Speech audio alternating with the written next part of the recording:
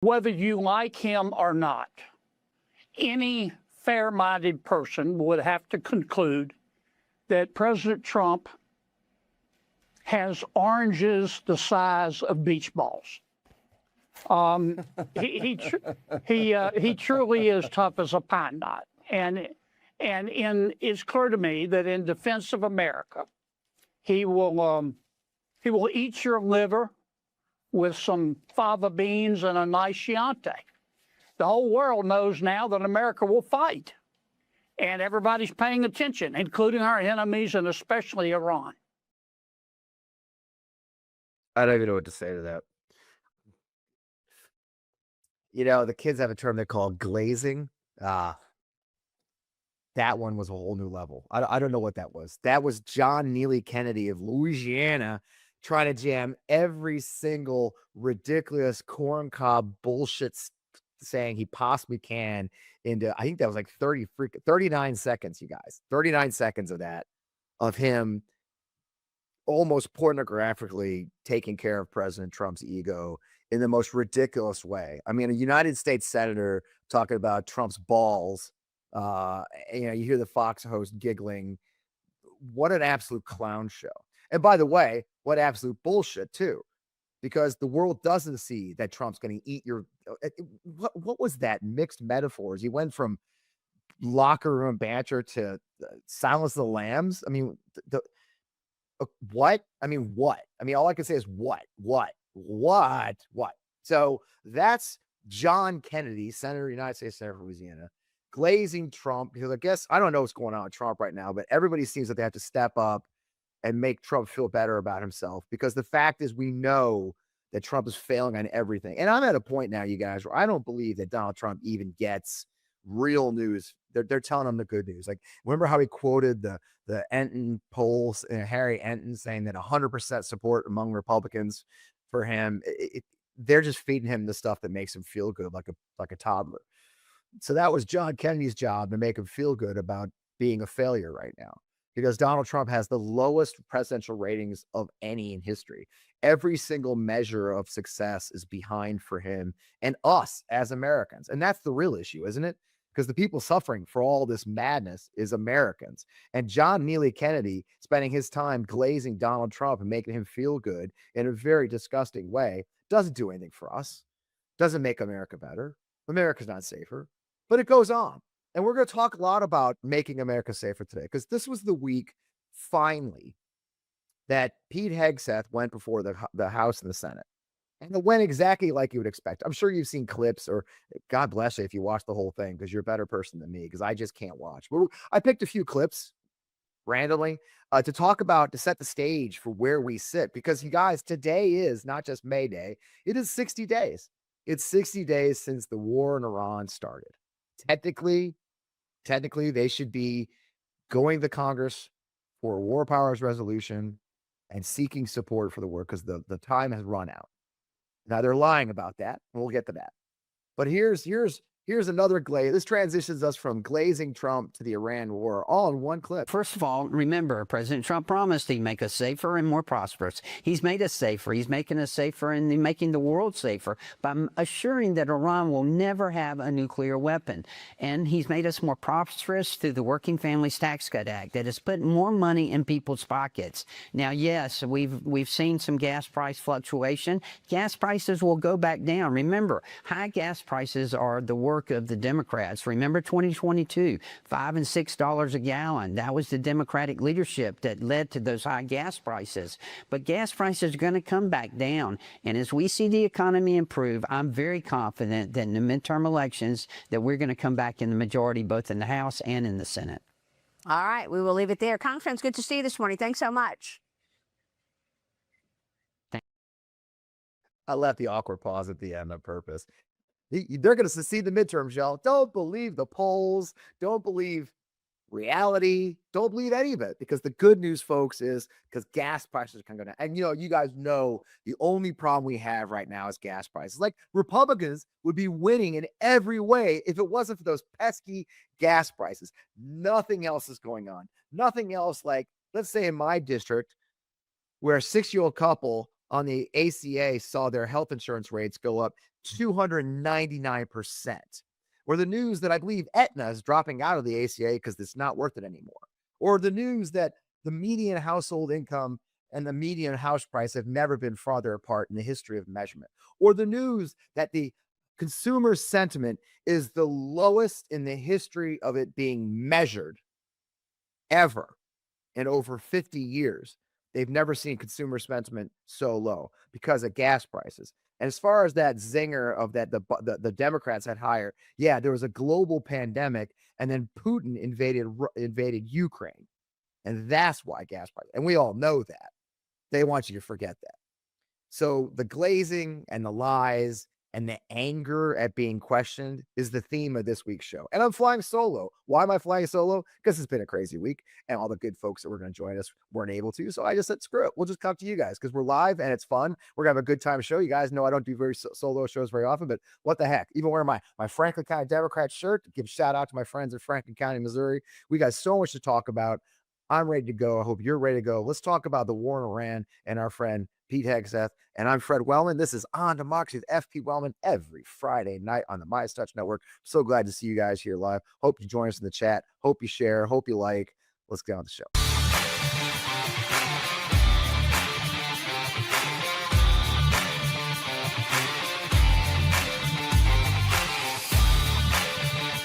Hey, welcome back. I am Fred Wellman. This is On Democracy FP Wellman, flying solo today. All right, just glad to be here with you guys. It's a beautiful day here in Missouri. I'm sure it's a beautiful day where you are. I hope it is where you are too. We got so much to talk about. You know, this week was the big week. It is the week we hit the 60-day mark on the war in Iran. By every measure, by every law in the United States, they should be seeking a war powers resolution of some kind from Congress. What happened exactly instead is Pete Hegseth spent the week lying to Congress, being very, very angry, being pissed off, offensive, disgusting, not taking responsibility for his failures, and Congress left town on Friday. The Republican Congress passed the DHS funding bill that's the Senate sent over 35 days later, and then absconded from DC to go home and campaign for re-election. That's the state of play. 60 days or not, because what are laws? And here's Donald Trump just this morning before we recorded this, talking about how Democrats and Republicans are asking for him to follow the law and seek congressional approval for his war. And this is Donald Trump talking about that. Way, that's our country in terms of the military. Now we have a great military. We're on our way to another victory, a big victory. And I don't think that it's constitutional what they're asking for. These are not patriotic people that are asking. You know, when they say, even the losers, even the ones that say all the wrong things, admit that it's been amazing what we've done. The strait is totally shut down. It's flawless. It's totally 100% shut down now. So just asking the President of the United States to follow the laws as written and the Constitution makes me unpatriotic, and I will take that on, folks. Who cares that I served 22 years in the United States Army wearing that flag proudly? Just wanting my president to follow the law is now unpatriotic. Not to mention the lies. It's not going great. The Strait of Hormuz being totally shut down is a tactical, strategic, and global failure, immeasurably failure. You know, we're seeing right now, fertilizer prices are up 34% right now, and it hasn't even kicked in yet, really. The really bad stuff's still coming. Just today, gas prices hit their highest point since the war started, over $120 per barrel Brent crude. We are in uncharted territory, and this clown thinks it's unpatriotic to even ask him questions or ask him to follow the law. Well, folks, I'm here to tell you that's not how it works. You know, we follow the laws of the United States, and that's where our Congress is failing. So gets us to our main point today. Pete Hegseth going to Congress. Congress has the right to oversight. Congress has the duty to oversight. Congress has been ignored. Think about that for a second. We've been at war for 60 days, 2 months at this point. And it's just this week that the Secretary of Defense finally went to Congress to have a conversation, kicking and screaming. Now, I want to set the whole conversation up. This is actually a pretty long clip. You know, I don't usually run long clips, but this is Jack Reed, Senator Jack Reed, who I've met. I met Jack Reed in Iraq in 2008. That's how long he's been in the Senate. This is Jack Reed kind of laying out to Pete Hegseth what his understanding of strategic objectives was, and then Hegseth Pete Hegseth. For this operation in Iran. The president declared that we're going to destroy their missiles and raise their missile industry to the ground. And after more than 13,000 strikes, unclassified assessments conclude that Iran retains more than 40% of its drone arsenal and 60% of its ballistic missile launches compared with pre-war levels. That's one of his objectives. The second objective was regime change. To the great proud people of Iran, I say tonight that the hour of your freedom is at hand, and we will take over your government. Well, when we finish, we'll take over your government. That has not succeeded. And then one of his other things is at the onset of the war, the president said, we will ensure that Iran does not obtain a nuclear weapon. Military operations in Iran have not achieved that goal yet. And it also seems to indicate that his pronouncements about Operation Midnight Hammer obliterating the nuclear policy and structure of the Iranians was false. So you have not achieved any of the objectives yet that as the president mentioned. Well, in this setting, I won't talk about the nature of metrics, which are classified, as you know, Senator. But I can say that looking at the objectives we set out to achieve from the beginning, some of which you laid out, our military objectives have been stunningly effective. Take for example their defense industrial base. They're completely incapable at scale at any level of reconstituting the capabilities you referred to, which is a devastating result for any country. Especially one whose ambitions are as wide as Iran's.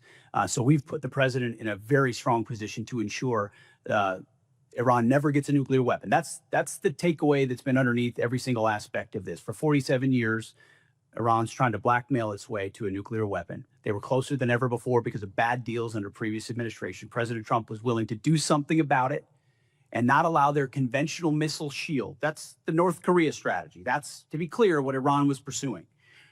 Hiding their nuclear ambitions, revealing them over time, and then building a conventional shield of missiles so powerful that no country would challenge them for fear of what would happen if they unleashed that arsenal.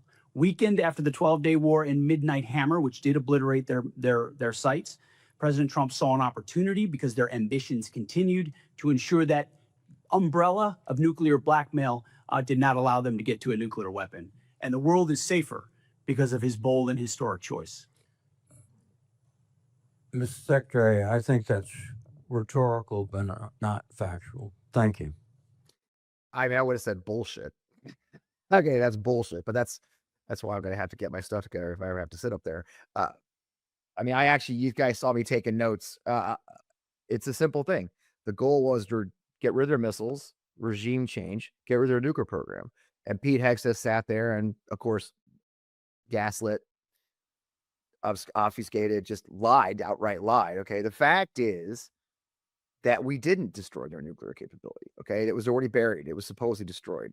The fact is these bad deals, the Obama administration, they had no fissile material when Obama made the JCPOA deal, the JCPOA deal. That was Trump threw that out.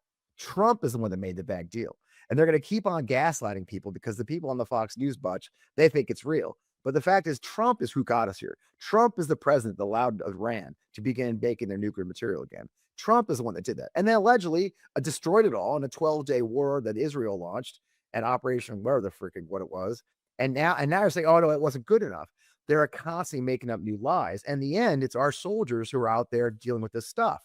And that's what makes me so mad. You guys know we have service members on the front lines who are dealing with these lies, trying to find a solution to this war when there is no end in sight. You have to have strategic objectives. And it's not classified to have a strategic objective of what the end of a war looks like. But the fact is, there's been not only not regime change, it's more extreme. Now we have a news story this week that showed that the IRGC is now essentially governing, which they were with the new Ayatollah because he's a member of the IRGC. So we have actually made it more extreme than it was before we started bombing. And one thing I always come back to is that, people say, oh, well, the propaganda and the oppression of the people is making them extreme. That's why it is. I would argue that when we inadvertently or on purpose killed 171 girls and teachers in a school on the very first day of this war, that probably radicalized a whole bunch of people even more than the propaganda, because reality has a way of doing that when you kill people. But that's not all. The week went on. I mean, I'll flip back and forth between congressional hearings and Senate hearings, because the House was first and the Senate. But I wanted to set that up because that's a really great way to show where what Jack Reed listed were what we think, honestly, are the objectives of this war that's now been going on 60 days. And Hegseth couldn't even agree that those were the actual objectives. They couldn't actually say, yeah, those are the objectives. Here's where we are in them. And folks, I served 22 years in the Army. I'd be horrified if I served right now, because what they're saying to our troops is, look, man, I got no idea when this thing's going to end. They'll just carry on. It's fine. It's going to be fine. This is the day before, I believe, with Representative Adam Smith asking a similar like questions. And this one, I really want you to see how Hegseth responds. Bad deals and pallets of cash with no ability to oversee whether Iran is actually pursuing a nuclear program. Just where we're We're at. going to litigate JCPOA or the Iran deal.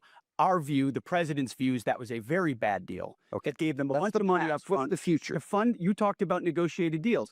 Allowed them to fund their proxies and spread Hamas and Hezbollah all around the region, build up nuclear That's capability. great. What are we going to do now? President Trump has been clear-eyed, from the killing of Qasem Soleimani to the pulling out of the Iran deal to Midnight Hammer, and now to this effort to recognize that you have to stare down this kind of enemy who's hell-bent on getting a nuclear weapon and get them to a point where they're at the table giving it up in a way that So they never haven't have it. So they haven't broken yet. Okay, we haven't gotten there yet for all of the. Well, their nuclear That- facilities have been obliterated. Underground, they're buried and watching 24/7. So we know where any nuclear material. Reclaiming my time for we're watching a second here. We had to start this war, you just said, 60 days ago, because the nuclear weapon was an imminent threat. Now you're saying that it was completely They obliterated? had not given up their nuclear ambitions, and they had a conventional shield of thousands of. So Operation Midnight There's the Hammer weakest accomplished nothing of substance. It You're left us missing- at you're exactly missing the the same. point. It's the smirk that I love.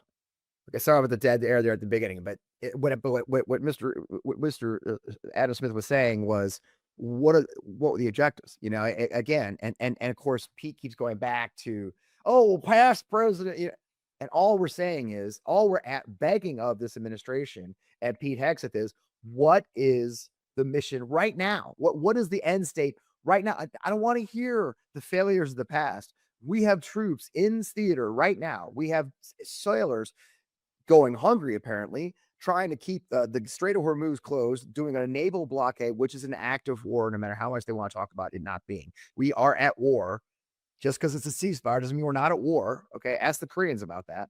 But the fact is,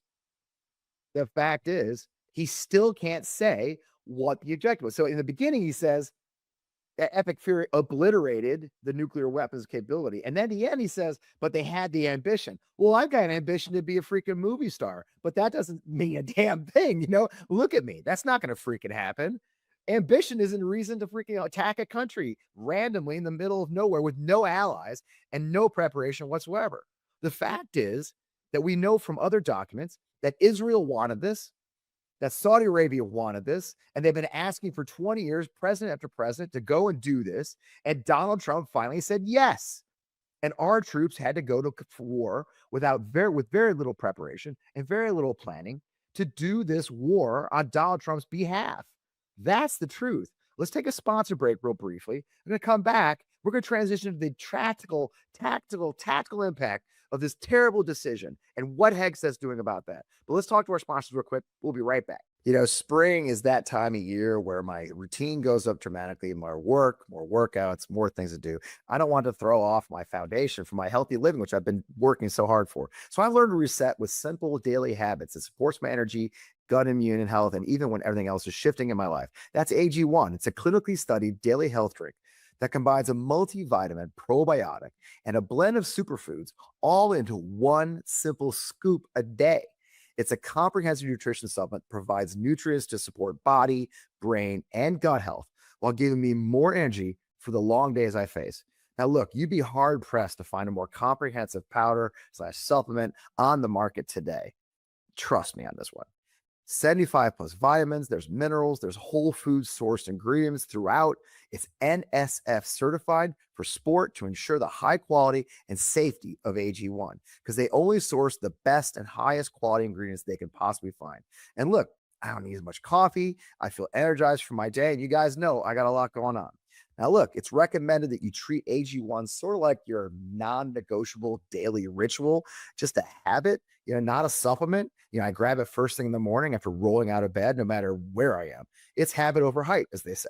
So I want you to go to drinkag1.com/Fred to get an AG1 flavor sampler and a bottle of vitamin D3 plus K2 for free in your AG1 welcome kit with your first AG1 subscription order. You won't regret it. That's $72 value, yours free, only while supplies last. Go to drinkag1.com/Fred. Appreciate you sponsoring the show. Learn more. I know you guys have heard my story of the challenges I faced in my life. I did lose my first wife way back in 1994 when she was 7.5 months pregnant. It was difficult. But one thing that helped me through that very tough process was we had purchased life insurance. And that helped me have financial stability and move forward with my life without having to worry about making ends meet as I moved forward and as I found my footing again. And that's why I tell my friends always it's so important, no matter what stage in life you are, that you find the ability to get some life insurance and protect your family's future and financial stability. It's why I'm very proud to have Ethos as a sponsor. Ethos makes it very easy. It's 100% online. You can get your life insurance through them without having to go through a lot of pain and suffering. You can get a quote in really just seconds and then apply in minutes, and you can have same-day coverage through Ethos. There's no medical exam. You do have to answer just a few simple health questions, but that's it. And you can get up to $3 million in coverage. Some policies are as low as $30 a month through Ethos, and you'll get your lowest rate from their large network of trusted carriers. So they've got, if you wonder, they have 4.8 out of 5 stars on Trustpilot with over 40,000 reviews. Now, look, it takes 10 minutes to get covered today with life insurance through Ethos. Get your free quote at ethos.com/Fred. That is ethos.com/Fred. Application times may vary, rates may vary, but I urge you to consider your family's future and go through Ethos to find life insurance that'll protect their stability. Thanks for sponsoring our show. I got great sponsors, don't I? All right, so back. So that's what makes me so angry, you guys. If you've watched the show for weeks now, you know how much I've talked about the moral and physical impact on the people we're sending to combat. And my frustration that I don't believe that Pete Hegseth gives a damn about them or any of them. I talk often about the burden of leadership, feeling how it feels to send troops into combat and what that means, okay? And I worry all the time about our troops and how they're being treated and the unstable nature of their leadership. And I'm going to show this clip real first, the unstable nature of the leadership, and then we're going to shift to the fallout from time. So this is Senator Blumenthal. This is the craziest clip, you guys. This is where Senator Blumenthal yesterday said, hey, Trump on TV said Ukraine has been military defeated. Ukraine. Now, it's a separate question. Now, I want you to be very clear to set up this question. Trump did. I want to show the clip, but because I don't want to watch Trump. Trump saying, yeah, Ukraine's militarily defeated. F them, whatever. So Senator Blumenthal just asked about Ukraine. Watch our Secretary of Defense. The president said that Ukraine has been, quote, militarily defeated. I assume you don't agree with that assessment. The negative nature in which you characterize the incredible and historic effort in Iran is part of the reason, Senator, why the American people view it the way they do. It's why I looked out at our press corps at the Pentagon and called them the Pharisees in the press. It's because they look for every problem. Well, I'm asking you, you look for every problem that exists, and you miss militarily defeated. You miss the I would point. submit, based on my 9 trips to Ukraine, that is a false narrative that the president's. We are 2 months into a historic military success in Iran, and you want to call it a defeat. And it's defeatist Democrats like you that cloud the mind of the American people and would otherwise fully support preventing Iran from having a nuclear weapon. Administration, and they are bravely fighting our fight. And that is the reason that I'm pursuing the Russian sanctions bill, which is bipartisan, along with Senator Graham, and why I hope we will recognize our obligation to release that $400 million. Thank you. We've appropriated. Thank you, Senator Blumenthal. Senator Ernst. The question was about Ukraine. Ukraine. And then Hegseth goes off on the Pharisees and the press and how evil they are, okay, and their defeatism. Asking about the conduct of our war by the senators in charge of oversight is not defeatism, okay? There are real questions because we know factually that things have happened, bad things, and that our troops have had to pay the price for those bad things. And one of the worst things that happened was the opening week of the war when an Iranian drone flew across the Persian Gulf and struck the port of Al Shuaibah in Kuwait and killed 6 of our soldiers, reserve soldiers, and injured dozens more. And we found out a lot of stuff. A CBS report came out later, horrifying things about what happened and why. And the answers we're not getting. And the Pentagon keeps saying, well, it's under review. The problem we have with that is we're 60 days into this war against the same enemy with the same capabilities. You heard at the top of this hour, they've still got the drones. They still have plenty of drones, you guys, thousands of drones. And when Congressman Pat Ryan, forgive me on that one, Pat Ryan, who's a great guy, by the way. I just saw him last week. I've known Pat for about 7, 8 years now. We did work when we were both before all this, before he was elected. When Pat Ryan asked a very direct question, because he's a former soldier too. Pat Ryan is a combat veteran. He is a West Point graduate. When he asked a very direct question about these soldiers who were killed and the protections and what was the Secretary of Defense doing, one, beforehand to protect those soldiers, and what he's done to ensure it doesn't happen again, this is how that went down. This is Pat Ryan asking Hegseth about the deaths of our soldiers in Kuwait. About what defenses they had. Prior to the attack, officers on the ground knew our troops were vulnerable. In fact, they requested additional force protection. Did they receive it? Wherever humanly possible, force protection, not. counter UAS Save you the always time. made available. They did not. In fact, when asked to describe the base's defense, one survivor who's come forward from the unit said, quote, I would put it in the none category. From a drone defense capability, none. So let's be clear, no counter drone capabilities, no counter rocket systems, no counter mortar or counter artillery, not even the basic overhead protection that you and I had 20 years ago in Iraq. And now 6 of our soldiers are dead. The next day, you downplayed the attack. You said it was a squirter that squeaked through fortified defenses. But since then, thankfully, brave survivors have come forward to set the record straight. One of our surviving soldiers told CBS, quote, painting a picture that one squeaked through is a falsehood. Another said the unit was, quote, unprepared to provide any defense for itself. It was not a fortified position. Another survivor said the building's protection was about as weak as one gets. Secretary Hegseth, that is obviously in direct contradiction to what you said from the Pentagon podium the next day. So are you saying that these soldiers, our soldiers who survived this horrific attack, are lying? What I'm saying is before the commencement of the conflict, we put in maximum defensive posture we could. It's a direct We moved 70. They said in this directing, can I speak, or you just got to monologue falsehoods all over the place? it's not a falsehood. We moved 7,500 troops off of Reclaiming the my X based time. on the intel. Stop. Based on the intel. Stop. Reclaiming my time. Because you yell doesn't Are make you you right. calling? Just because you yell doesn't I'm make you right. reclaiming my time on behalf of these survivors. You just said what they said is a falsehood. There's a much larger That picture. true? There's a much larger picture at play here that included integrated air defenses, bunkers, moving people off Then the why, Mr. to Secretary, ensure that they were not part of the target. We moved those troops and all across the theater, thousands of troops off the X, off of their bases, because we knew what Iran was going to try to strike, and we knew there was no a answer. tragic moment. No, It would be a answer, Mr. tragic moment where Secretary. something Again. could get through. Of Again. course, that's the I'm consequence of reclaiming my conflict. time. And we Again. remember those 6 every single day. I want to But don't play games with. I'm not playing games. Raise I your want to voice finish with with 20 one more fingers. quote from a survivor of the attack. And I'll put this on the record. Telling the truth is important. And we're not going to learn from these mistakes if we pretend these mistakes didn't happen. Secretary Hegseth, those soldiers told the truth.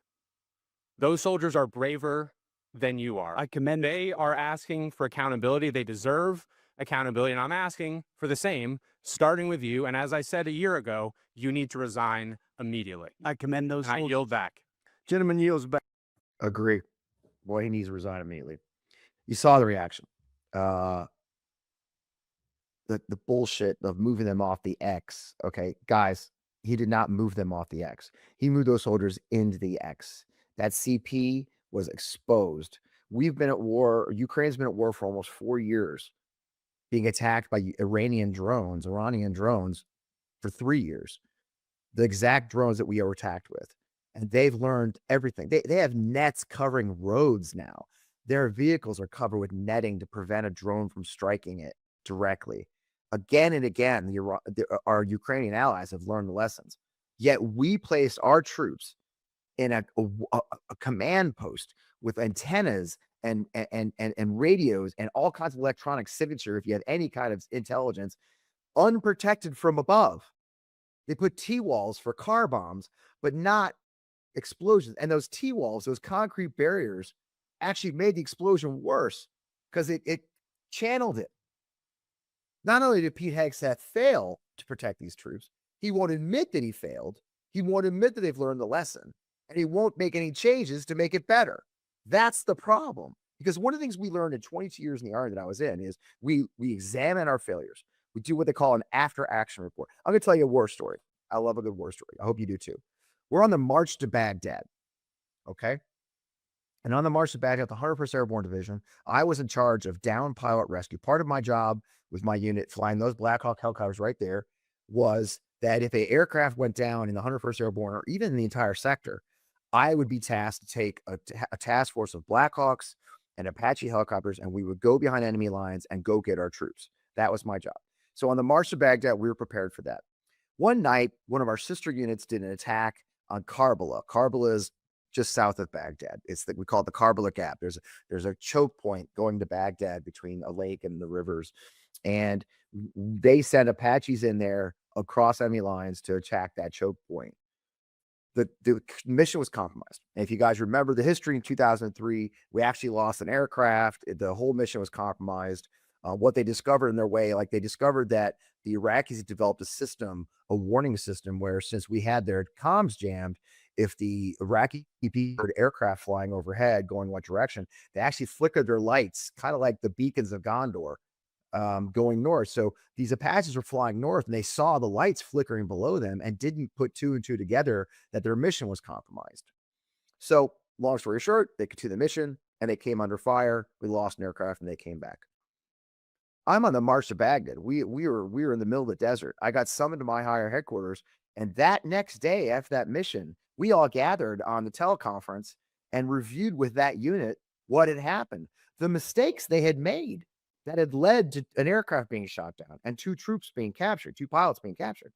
We were literally still hot in battle, hopping our way to Baghdad through the deserts of Iraq, southern Iraq, and we took time to review the mistakes we made so that our unit would not make those same mistakes during battle, the ongoing war. That's how serious the United States military takes reviewing our mistakes. And here we are 60 days later, and Pete Hegseth won't even admit a mistake was made.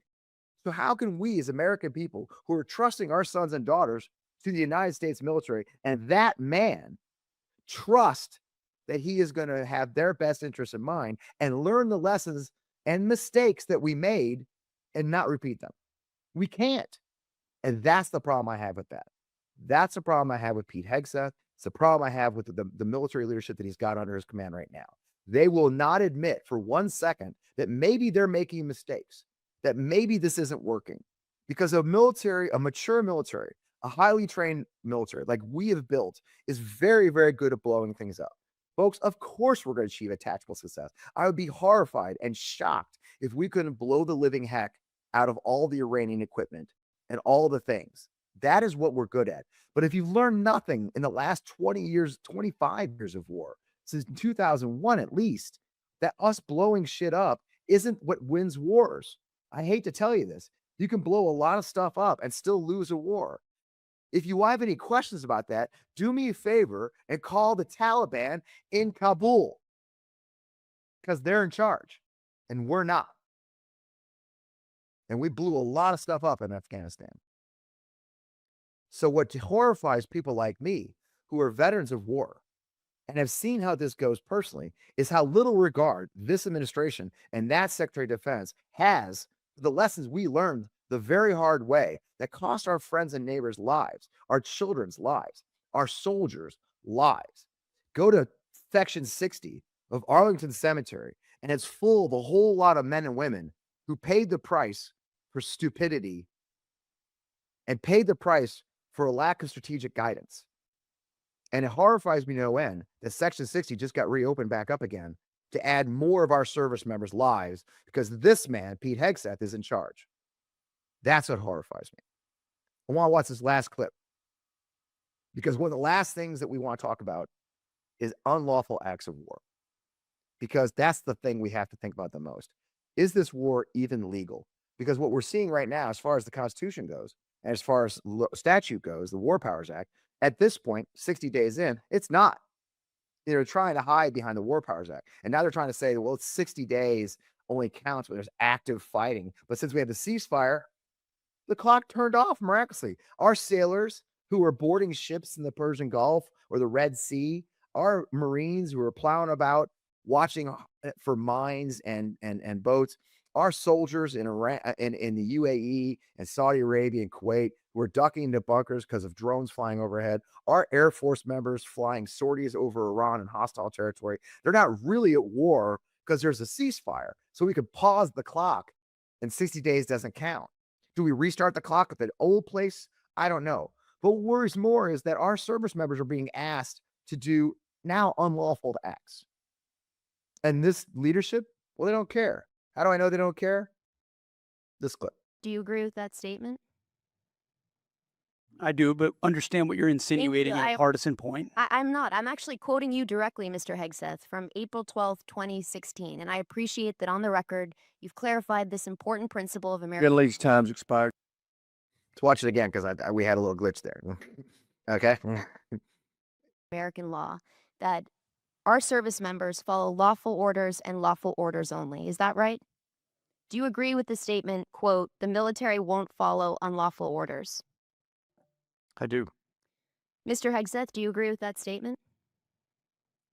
I do, but understand what you're insinuating in I- a partisan point. I'm not. I'm actually quoting you directly, Mr. Hegseth, from April 12th, 2016. And I appreciate that on the record, you've clarified this important principle of American Ladies' time's expired. Yeah, that was what Pete Hegseth said in 2018 under President Obama. Okay.